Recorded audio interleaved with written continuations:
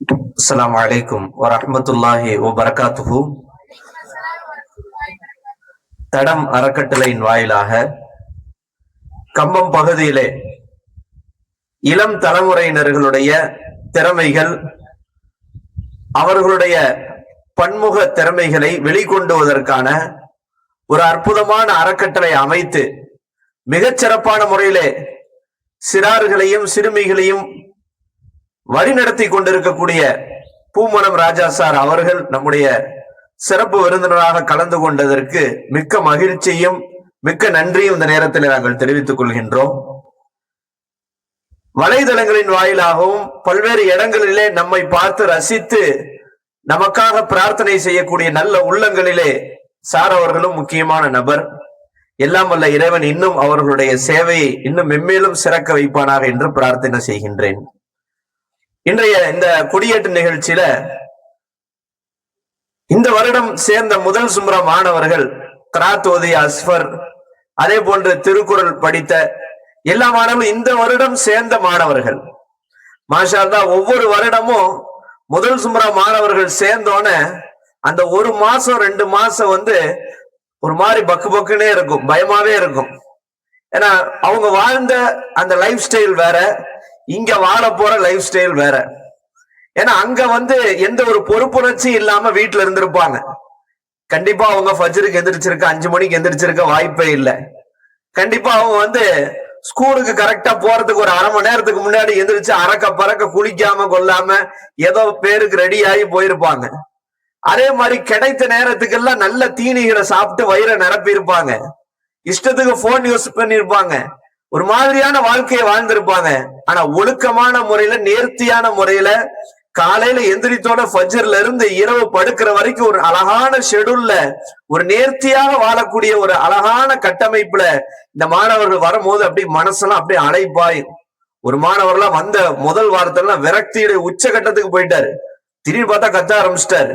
ஆனா இன்னைக்கு அதே மாணவர் மாஷா அல்லாஹ் எவ்வளவு அழகான முறையில அவருடைய நடை, உடை, பாவனை எல்லாமே மாறிடுச்சு. இப்படி பார்த்தா இந்த 2 லைன்ல பார்த்தா ஒரு மாசத்துல இந்த வருஷம்தான் முதல் சும்ரா மாணவர்கள் ஒவ்வொரு வருஷமும் வரும்போது ஒரு இது கொடுப்பாங்க. இந்த வருஷம் மாணவர்கள் மாஷா அல்லாஹ் உண்மையாவே ரொம்ப கிரேட். நல்ல மாணவர்களாக அல்லாஹ் நமக்கு கொடுத்திருக்கிறான். இது அல்லாஹ் நமக்கு கொடுத்த ஒரு மிகப்பெரிய கிஃப்ட் இது. ஏன்னா நீங்க நினைப்பீங்க உஸ்தாத் பார்க்கல, எங்க பார்த்திருக்க போறாங்க நம்மளண்டு. ஒவ்வொருத்தருடைய அங்க அசைவுகளையும் நான் ரசிச்சுக்கிட்டே இருக்கிறேன். ஒரு முதல்ல இங்க உட்கார்ந்து இருக்கிற இர்ஃபானா இருக்கட்டும், பெரியகுளம் மொஹ்சினா இருக்கட்டும், ஷாஹித் அக்கீலா இருக்கட்டும், அதுக்கு பின்னாடி இருக்கிற ரோஷனா இருக்கட்டும், இன்னைக்கு திருக்குறள் சொல்லி அழகான ஒரு கதை சொன்ன எஸ் அப்துல் ரஹ்மானா இருக்கட்டும், சுஃபியானா இருக்கட்டும், அஸ்லமா இருக்கட்டும், இம்ரானா இருக்கட்டும், அதே மாதிரி இங்க முன்னாடி உட்கார்ந்து இருக்கக்கூடிய கம்பம் பகுதியினுடைய ஒரு மிகப்பெரிய வருங்காலத்துல பெரிய ஆளா வரக்கூடிய அபூபக்கர் சித்திகா இருக்கட்டும், அஸ்ஃபரா இருக்கட்டும், அதே போன்ற அனஸா இருக்கட்டும், ரியாஸா இருக்கட்டும், அஷ்ரஃபா இருக்கட்டும், ரிஃபாஸா இருக்கட்டும், பின்னாடி டெய்லியும் பஞ்சாயத்தே இல்லாம ஒரு நாள் கூட வாழ்க்கையில கடக்காத ஆசிஃபா இருக்கட்டும், அங்கிட்ட திருப்பூர் ஆசிக்கா இருக்கட்டும், பாருங்க எவ்வளவு அழகான ஒரு கட்டமைப்பு பாருங்க. அதனால ரொம்ப அழகான முறையில அல்லாஹ் ஒரு கட்டமைப்பு அமைச்சிருக்கிறான். 2ஆம் சும்ரா மாணவர்கள், 3ஆம் சும்ரா மாணவர்கள், நமக்கு அல்லாஹ் ஒரு பொறுப்பு அல்லாஹ் கொடுக்குறான். இந்த அழகான கட்டமைப்புல நம்ம உருவாகி வரும்போது இன்ஷா அல்லாஹ் ஒரு சிறந்த திறமையானவர்களாக, ஆளுமை மிக்கவர்களாக, சார் சொன்ன மாதிரி பல்வேறு அரசு வேலை வாய்ப்புகள்லையும் இந்த சமூகமே ஆச்சரியத்தோடு பார்க்கக்கூடிய ஒழுக்கமானவர்களாக நீங்க ஆவீங்க. வெளியில் இருக்கிறவனுக்கும் ஒழுக்கத்துக்கு எந்த சம்பந்தமும் கிடையாது. வெளியில இருக்கிறவனுக்கும் ஒழுங்கான வாழ்வியலுக்கு எந்த சம்பந்தமும் கிடையாது. ஆனா இங்க நம்ம மதரசால எல்லா வேலைகளையும் நீங்க செய்யறீங்க. ஒளி இருக்கிறவனுக்கு குனியறதுக்கு என்ன செய்யணும்? காசு கொடுக்கணும். அப்படி சோம்பேறியா, அப்படி தத்தியா இருக்கிறாங்க. ஆனா மாஷா அல்லாஹ் நம்ம பிள்ளைங்க, நீங்க இந்த மொத்த மதரசாவை நீங்க கிளீன் பண்றீங்க. இது சாதாரண விஷயம் இல்ல. சில பேர் சமையல் டிபார்ட்மெண்ட்ல மெஸ்ல போய் சமைக்கிறாங்க. சில பேர்ல ஒருத்தர் 10th 401 மார்க் எடுத்திருக்காரு 10th. அவர் ஒரு சமையல் அவர் இப்ப என்னன்னா அவங்க அத்தா சொன்னாங்களாம், நீ இதெல்லாம் கத்துக்கணும், அதுல நீ சமையலையும் கத்துக்கணும் அப்படின்னு சொன்னாங்களாம். அவர் போய் சமைக்கிறாரு, 4 விஷயங்களை கத்துக்கிறாரு. சமையலும் சாதாரணமா நம்ம நினைச்சிடக்கூடாது. ஒரு 60-70 பேருக்கு ஒரு மெஸ்ஸ அதை மெயின்டைன் பண்ற அந்த திறமை இருக்குது. 8 சுரக்கா கறிக்கு உதவாதுன்னு என்னதான் ஃபர்ஸ்ட் மார்க் எடுத்து என்னதான் படிச்சு கரைச்சு குடிச்சாலும் அவருக்கு வாழ்க்கையில எப்படி வாழணும்ன்ற அந்த வாழ்வியல் தெரியலன்னா அவர் மார்க்கு குப்பைதான். ஆனா ஒரு நிர்வாக திறமை, ஒரு தலைமை பண்பு, இந்த மொத்த மதரசாவை நிர்வாகம் செய்யக்கூடிய ஆற்றல் ஒருத்தருக்கு அல்லாஹ் கொடுத்துட்டா அப்படின்னா உலகத்துல எவ்வளவு பெரிய கம்பெனி அவர் நிர்வாகம் செஞ்சிட முடியும். ஒரு ஹச்சாரா போயிட முடியும், ஒரு பெரிய கம்பெனியை வழி நடத்திட முடியும். அப்படிப்பட்ட ஆளுமை திறமைகள் இங்க உருவாகிட்டு இருக்கு. அதனால சரியான முறையில மாணவர்கள் பயன்படுத்தணும், மன்றங்களை சரியா பயன்படுத்தணும். சார் சொன்ன மாதிரி அவங்க சொன்ன வார்த்தை உண்மையான வார்த்தை. கரெக்டாக நீங்க இந்த மன்றங்களை இந்த மேடையை நீங்க பயன்படுத்திக்கிட்டா சிறந்த பேச்சாளர்ல கண்டிப்பா இன்ஷா அல்லாஹ் உருவாவீங்க. அது என்ன மாற்று கருத்து இல்ல. எத்தனையோ பேர் அப்படி உருவாகி இருக்கிறாங்க. நம்ம முன்னாடி பெரிய மாணவர்களை உருவாகி கண்ணுல காட்சி அளிக்கிறாங்க. நம்ம யூசுப் மோலாவா இருக்கட்டும், அதே போன்று முஃபீஸா இருக்கட்டும், இந்த பெரிய தோஃபிக் மோலாவா இருக்கட்டும், இலியாஸ் மோலாவா இருக்கட்டும், சஃபான் மோலாவா இருக்கட்டும், யூசுப் அப்சாவா இருக்கட்டும், இப்படி அவங்க எல்லாம் பார்த்து எவ்வளவு அழகான முறையில பேசுறாங்க. அந்த பேச்சாற்றல் இன்னும் அவங்க கரெக்டா அதை பயன்படுத்தினாங்க அப்படின்னா மாஷா அல்லாஹ் உலகமே திரும்பி பார்க்கக்கூடிய சிறந்த பேச்சாளர்களா உருவாவாங்க. அதுக்கு உதாரணம் இன்னைக்கு மோட்டிவேஷன் ஸ்பீச் பேசின அபு சுஹைல் 10th தான் இந்த வருஷம், போன வருஷம் சேர்ந்தாரு. அவங்க சும்ரால எத்தனையோ மாணவர்கள் இருந்தாங்க. சில பேர் தயங்கினாங்க, சில பேர் அப்படியே ஒரு சோம்பேறித்தனப்பட்டாங்க, சில பேர் சாக்கு போக்குகளை சொன்னாங்க, சில பேர் ஏதாவது காரணங்களை கற்பிச்சாங்க. ஆனா அவரு எதையும் விடல. கடந்த 2 வாரமா ஜும்மா அவரு தான் நிகழ்த்துறாரு. ஜும்மா உரை அப்படின்றது நாங்க ஓதக்கூடிய காலத்துல அந்த காலேஜ் மாணவர்கள் மட்டும் நிகழ்த்தக்கூடிய உரை, அதுவும் பெரிய ஆளுங்கள் நிகழ்த்தக்கூடிய உரை. ஆனா 2 வாரமா ஜும்மாவில 20 நிமிஷம் அவர் என்ன செய்யறாரு, பாயிண்ட்ஸ் எடுத்து அவர் பேசுறாரு, மன்றத்துல பேசுறாரு, இன்னைக்கு மோட்டிவேஷன் ஸ்பீச் பேசுறாரு. இன்னும் அவர் பேசிக்கிட்டே இருப்பாரு. அவர் ஒவ்வொரு ஸ்டேஜ் ஏற ஏற ஏற அவருக்கு தன்னம்பிக்கையும் அந்த பேச்சாற்றலும் அந்த பேச்சனுடைய தைரியமும் உருவாகும். இதுதான் அவர் சிறந்த பேச்சாளரா இன்ஷா அல்லாஹ் ஃபியூச்சர்ல அவர் மிகப்பெரிய பேச்சாளர் ஆவாருன்றதுக்கு இதெல்லாம் ஒரு மிகப்பெரிய அடையாளம். அதனால சோம்பேறியா நான் எதுக்கு ஸ்டேஜுக்கு போவேன், நான் எதுக்கு இதை பண்ணுவேன் அப்படி நம்ம இருந்துடக்கூடாது. மன்றங்களை கரெக்டா பயன்படுத்தணும். என்னதான் ஸ்போக்கன் இங்கிலீஷ் கிளாஸுக்கு போனாலும் இங்கிலீஷ் வராது. நமக்கு ஒரு ஸ்டேஜ் கிடைக்கணும். வாரம் இங்கிலீஷ்ல மன்றம் கிடைக்குது, ஒரு தலைப்பு கொடுக்குறாங்க, கரெக்டா பாயிண்ட்ஸ் எடுக்கணும், நீங்களே சென்டென்ஸ் அமைக்கணும், தெரியலன்னா கேட்கணும். ஒரு 10 லைன் சொந்தமா சென்டென்ஸ் அமைச்சு பேசுங்க, ஒரு 20 லைன் சொந்தமா சென்டென்ஸ் அமைச்சு பேசுங்க. தொடர்ந்து ஒரு 5-6 மன்றத்துல பேசுறீங்கன்னா உங்களுக்கே ஒரு தன்னம்பிக்கை வரும், நம்மளால பேச முடியும், நமக்கு ஸ்டேஜ் ஃபியர் போயிடும், எல்லாமே போயிடும். அதனால ஒரு அழகான வாய்ப்பு இது. சில நேரங்கள்ல சிரமமா இருக்கும், அசௌகரியங்கள் ஏற்படும், உணவுகள்ல சில முன்பின் ஏற்படுறதுக்கு வாய்ப்புகள் இருக்கு. வீட்டுல நம்ம அம்மா அத்தாவுக்கு வீட்டுல இருக்க 2-3 பிள்ளைங்களுக்கு சமைக்கும் போதே குறைகள் வரதான் செய்யுது. சில நேரம் அம்மா உப்பு தூக்கி போட்டுறாங்க, சில நேரம் காரத்தை போட்டுறாங்க, சில நேரம் அடி பிடிக்க வச்சிடுறாங்க, சில நேரங்கள் ஏதாவது ஒண்ணு நடந்துருது. அப்ப அத்தா என்ன செய்வாரு, என்னப்பா சமைக்கிற இப்படி அப்படின்னு டென்ஷன் ஆவாரு. ஒரு சாதாரண ஒரு 3 பேருக்கு சமைக்கிற போதே இவ்வளவு அசௌகரியங்கள் ஏற்படுது அப்படின்னா ஒரு 70 பேருக்கு சமைக்கிறாங்க, அதுவும் பெரிய ஃபீஸ் வாங்கல. எத்தனையோ ஹாஸ்டல்கள்ல ஃபீஸ் இன்னைக்கும் மதரசாக்களே 5000 ரூபாய் வாங்குறாங்க, 6000 ரூபாய் வாங்குறாங்க. ஆனா எல்லாரும் கட்டக்கூடிய ஒரு தொகையான ஒரு நாளைக்கு 50 ரூபாய், மாசம் 1500 ரூபாய்.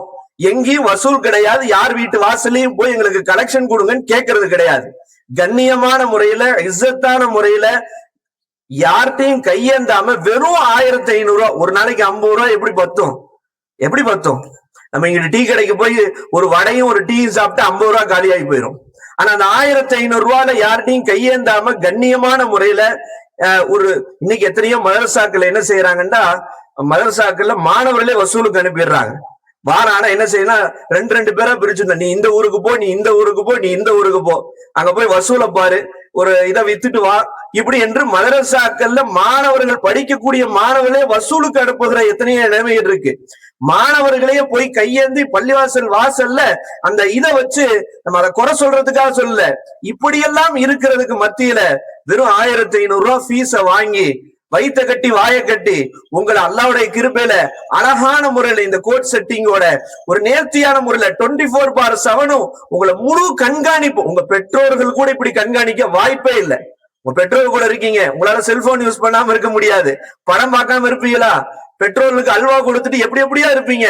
ஒரு பெற்றோர் கூட கண்காணிக்க முடியாத ஒரு கட்டமைப்பை அல்லாஹ் நம்ம கல்லூரியில் அல்லாஹ் கொடுத்திருக்கான்.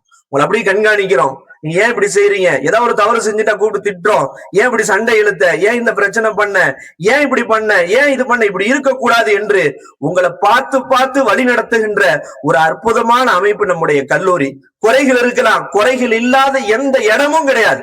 உங்க வீட்டுல இருந்தாலும் குறை இருக்கதான் செய்யும், அதுக்காக வீட்டை விட்டு வெளியே போயிட முடியுமா?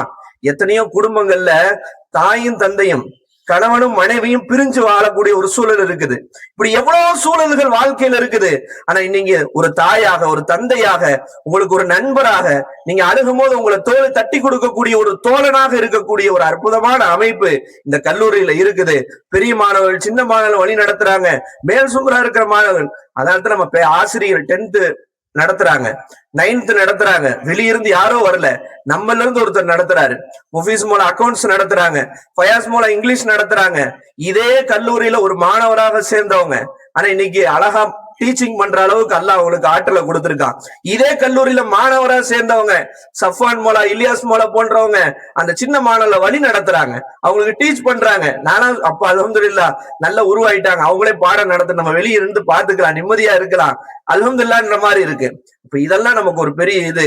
அதனால நேரங்களை சரியா பயன்படுத்தணும். சோம்பேறியாக இருந்து சாக்கு போக்குகளை சொல்லி, பொய்யான காரணங்களை சொல்லி நம்ம நப்சுக்காக இந்த அற்புதமான கட்டமைப்பை நம்ம விட்டுறக்கூடாது.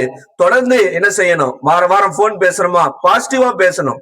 அந்த 5 நிமிஷம் நல்லா பேசணும். நல்லா இருக்கீங்களாமா, அத்தா நல்லா இருக்காங்களா, வீட்டுல நல்லா இருக்காங்களா, எப்படி இருக்கிறாங்க, எல்லாம் எப்படி இருக்கிறாங்க, நான் நல்லா இருக்கிறேன், நான் நல்லா வருவேன், நான் நல்லா சிறப்பா உருவாகி வருவேன் அப்படின்னு அவங்களுக்கு தன்னம்பிக்கை கொடுக்கணும். ஒழிய 5 நிமிஷம் பேசுறதுக்கு ஒரு பெரிய கலவரத்தை வெளிப்படுத்திடக்கூடாது. என்னம்மா இப்படி பண்ணி சேர்த்துட்டிய, இப்படி பண்ணிட்டீங்கள, அப்படி பண்ணிட்டீங்களே, இதுவா இருக்கே, அதுவா இருக்கே, இப்படி இருக்கேன்னு அவங்களை அப்படியே நர்வஸ் ஆக்கிடக்கூடாது, பதட்டத்துக்குள்ள ஆக்கிடக்கூடாது. வந்து அவங்களுக்கு சந்தோஷத்தை கொடுக்கணும், மகிழ்ச்சியை கொடுக்கணும். நல்லா இருக்கம்மா, நல்லா உருவாகுமா, உலகத்திலேயே ஒரு நல்ல ஒரு திறமை வாய்ந்தவனா நான் உருவாகுவேன், நீங்க என்னை பத்தி கவலையே பட தேவையில்லை, நீங்க மத்த வேலைகளை பார்க்கலாம், நீங்க மனசை என்ன நல்லா பார்த்துக்கும் என்ற ஒரு தன்னம்பிக்கையை கொடுக்கணுமே ஒழிய சின்ன சின்ன குறைகளை பெருசுபடுத்தி நம்ம பார்த்து நம்ம லைஃப்ல ஒரு அழகான அமைப்பை நம்ம இழந்துடக்கூடாதுன்றது இந்த நேரத்தில் நான் தெரிவித்துக் கொண்டு, 10th இந்த வருஷம் அல்லாஹ்வுடைய கிருபையில 10th 461, 426, 401 என்று ஒரு 4 மாணவர் 400க்கு மேல எடுத்தாங்க. 12th 500க்கு மேல எடுத்தாங்க. அவங்க நிறைய டைம் இருக்குது, பரக்கத்தா டைம் இருக்குது. ஹார்ட் ஒர்க் பண்ணுங்க, நேரம் இல்லைன்னு சொல்லாதீங்க. கிடைக்கிற நேரத்தை கரெக்டா பயன்படுத்தி ஷெட்யூல் போட்டு என்ன செய்வாங்க, சில பேர் வந்து சொல்லுவாங்க அறிவாளி மாதிரி, உஸ்தாத் நேரமே இல்ல உஸ்தாத், 5 பீரியட் நடக்குது உஸ்தாத், அரபி பாடம் நடக்குது உஸ்தாத்வான். ஆனா அவனை பார்த்தா அந்த நேரம் இல்லைன்னு சொல்றான்ல, அவன் பார்த்தா அவன் நேரத்தை வீணாக்குற மாதிரி உலகத்துல எவனும் வீணாக்க மாட்டான். இப்படி சுத்துவான், அப்படி சுத்துவான், இங்க போவான். சில பேர் எல்லாம் இருப்பாங்க உலகம் சுத்தும் வாலிபர், அவங்க மதரசாக்குள்ளேயே சுத்தும் வாலிபர்கள் அவங்க. ஏன்னா ஊர்ல அவன் இருந்திருக்கும் போது உலகத்தையே சுத்துறவனா இருந்திருப்பான். இப்ப உள்ளேயே இருக்கிறவா உள்ளத்தை சுத்துறான். திடீர்னு பார்த்தா எங்க பார்த்தாலும் தூணிலும் இருப்பான், துரும்புலும் இருப்பான் மாதிரி. திடீர்னு பார்த்தா மேல போன மேல இருப்பான், கீழே வந்தா கீழே இருப்பான். இப்படி தாபத்துல அறல மாதிரி பூமியை சுத்தக்கூடிய நம்மள்கிட்ட இருக்கிறாங்க. நேரம் இல்ல அப்படின்னு சொல்றதெல்லாம் சோம்பேறித்தனத்துடைய அடையாளம். நம்மகிட்ட நேரம் பறக்கத்தா இருக்கு. நம்ம நினைச்சா காலையில எந்திரிக்கிறோம், தஹஜ்ஜத்துக்கு எந்திரிச்சிடலாம், கடுமையா உழைக்கலாம், பெரிய சாதனைகளை படைக்கலாம். அந்த சாதனை படைத்த மாணவன் நமக்கு முன்னாடி இருக்கிறாங்க. ஜாஃபர் சாதிக் என்ன செஞ்சு 515 மார்க் எடுத்தாரு. இன்னைக்கு அல்லாஹ்வுடைய கிருபையில அவருக்கு அல்லாஹ் சில நல்ல சங்கைகள் அல்லாஹ் செய்யறான். நேமத் ஃபைசல் வெறித்தனமா படிச்சாப்ல, பார்க்கவே கடுப்பா இருக்கும். சில நேரங்கள் அப்ப பண்ற அலப்பறைகள்லாம் தாங்க முடியாது, வெறித்தனமா படிச்சாப்ல. CPU ஸ்கூல்ல இன்னைக்கு இருக்கக்கூடிய நிலைமையில 600க்கு 525 மார்க்கு தான் ஃபர்ஸ்ட் மார்க்கா. 525 ஃபர்ஸ்ட் மார்க், அது நமக்கு கம்மியா இருக்கு. ஆனா அந்த ஸ்கூல்ல படிக்கக்கூடிய மாணவர்கள் இன்னைக்கு இருக்கிறதுல 525 மார்க்கு தான் ஃபர்ஸ்ட் மார்க்கு. ஒரு சப்ஜெக்ட்ல சென்டம் எடுத்திருக்காரு நம்ம மாணவர். கேள்வி கேட்கிறாங்க, என்னப்பா டெய்லியும் ஸ்கூலுக்கு வர்றாங்க, காலம் முழுக்க ஸ்கூலுக்கு வர்றாங்க, அவங்க எவனும் மார்க் எடுக்கல, இவன் வாரத்துக்கு ஒரு நாள் தான் வந்தான் ஸ்கூலுக்கு, லாஸ்ட் 3 மாசம் தான் வந்தான், இவன் 525 மார்க் எடுத்திருக்கிறான், டெய்லி வர்றவங்கள மார்க் எடுக்க வைக்க முடியலையாண்டு அந்த நிர்வாகமே கேட்கிற அளவுக்கு அவன் மாணவர்களுடைய அந்த திறமை. இன்னைக்கு மாஷா அல்லாஹ் 525 மார்க் எடுத்தாரு. நிறைய ஊக்கத்தொகையில் அல்லாஹ் அவர்களுக்கு கொடுக்க வைக்கிறான். ஸ்கூலே கிட்டத்தட்ட 10,000 ரூபாய் கொடுத்துட்டாங்க. வெளியூர் ஐயா இப்படி அவருக்கு பார்த்தா ஒரு 3 செம் ஃபீஸ் கட்டுறதுக்கு அவருக்கு ஃபீஸ் கிடைச்சிருச்சு. அப்ப எதுக்கு சொல்ல வரேன்னா, நம்ம திறமைகளை சரியா பயன்படுத்தி நேரங்களை சரியா பயன்படுத்தினா இன்ஷா அல்லாஹ் ஒரு சிறந்த முன்மாதிரி நம்ம வர முடியும். இந்த ட்ரெஸ் கோட் நீங்க வீணாக்கிறாதீங்க. ஐடி கார்டு நம்ம இப்ப ஆர்டர் போட்டிருக்கு, ஒரு ஐடி கார்டு 115 ரூபா, ரூபாவுடைய மதிப்பு நமக்கு தெரியல. ஏன்னா அத்தாமா சம்பாரிச்சு கொடுக்குறாங்கல்ல, அது யாரு நம்ம குப்பையில தூக்கி போட்டுடலான்ட்டு. 115 ரூபா ஒரு ஐடி கார்டு. ஒரு ஷூ கிட்டத்தட்ட எவ்வளவு ஆகுது?